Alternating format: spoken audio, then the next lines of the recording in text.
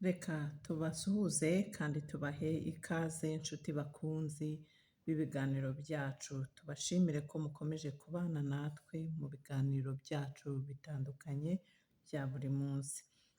Twizere ko aho muri hose ku isi hatandukanye mumeze neza, niba kandi bitameze neza turakwibutsa yuko iki atari igihe cyo gucika intege, ahubwo ni igihe cyo guhaguruka ugahagarara kigabo, ukagerageza kwishakamo ibisubizo kuko burya ibyiza bihora imbere.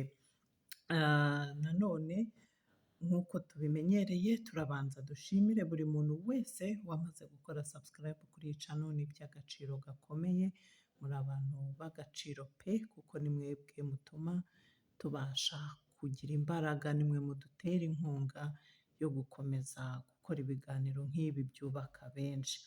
Ikindi, niba uri umwe mu badukurikiye ariko ukaba utarakora subscribe wenda bitewe no kutamenya uko bikorwa, reka tukunyuriremo muri makeya mbere y'uko dutangira iki kiganiro. Nureba hasi y'iyi video urabona amagambo yanditse subscribe, yakandeho, uyakandaho rimwe gusa bikaba biciyemo. Icyo bigufasha ni iki? Ni uko mu gihe dugize ikiganiro nk'iki dushyira hanze uza mu ba mbere bagerwaho nacyo.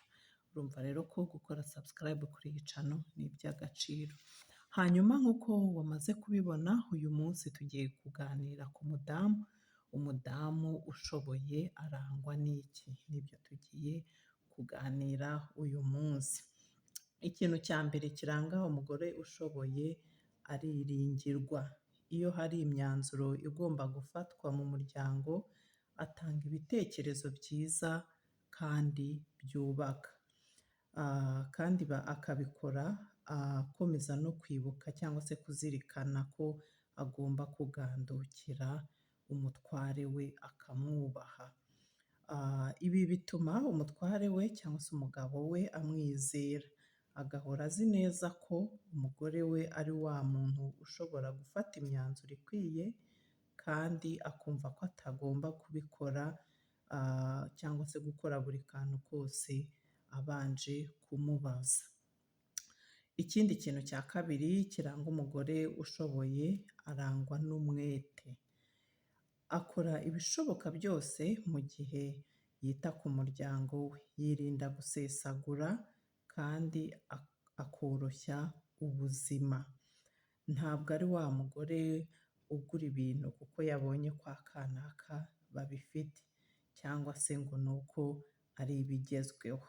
Oya, imico nk'iyi ntabwo imurangwaho, kubera ko iterambere ry'umuryango we ari ryo aha agaciro cyangwa se ari ryo ahora atekereza. Iyo agiye kugura ibintu runaka, agura iby'umuryango we ukeneye, ntabwo apfa kugura gusa. Umugore ushoboye kandi imirimo yose akora ayikorana umwete, abyuka kare kandi akaryama atinze. Niba afite abakozi bamufasha imirimo yo mu rugo, nawe akibuka kubagenzura, akareba ibyo bakora ntabatererane, byaba ngombwa akanabafasha. Ikindi kintu cya gatatu kiranga umugore ushoboye ni uko akunda Imana. Ibyo akora byose, ubuzima bwe bwa buri munsi bwose, yibanda ku bikorwa bishimisha Imana. Umugore rero wujuje ibi bintu bitatu, ijambo ry'Imana rivuga ko arusha Marijani igiciro. Niba udasobanukiwe Marijani icyo ari cyo, ryari ibuye ry'agaciro kenshi, ryiza cyane, kandi ntiryakundaga kuboneka. Cyari igicuruzwa gikomeye cyane cy'agaciro kenshi. Umugore rero ushoboye, urangwa n'ibi bintu bitatu twavuze, kwiringirwa, umwete ndetse no gukunda Imana, aba ari umugore w'agaciro kenshi. Ikindi, iyo ari umudamu urangwa n'iyi mico twavuze, byorohera umutware we kumukunda. Niba wifuza gukundwa akazwa mu rugo rwawe, umutware wawe agahora kugaragariza urukundo rwuzuye, gerageza wihingemo ibi bintu. Niba ubona hari ibyo wari usanze cyangwa wari usanzwe udakora. Ikiganiro cy'uyu munsi rero tugisoreje aha ngaha, twizere yuko wowe wabanye natwe kuva tugitangiye kugeza tugishoje, twizere ko wungukiwe.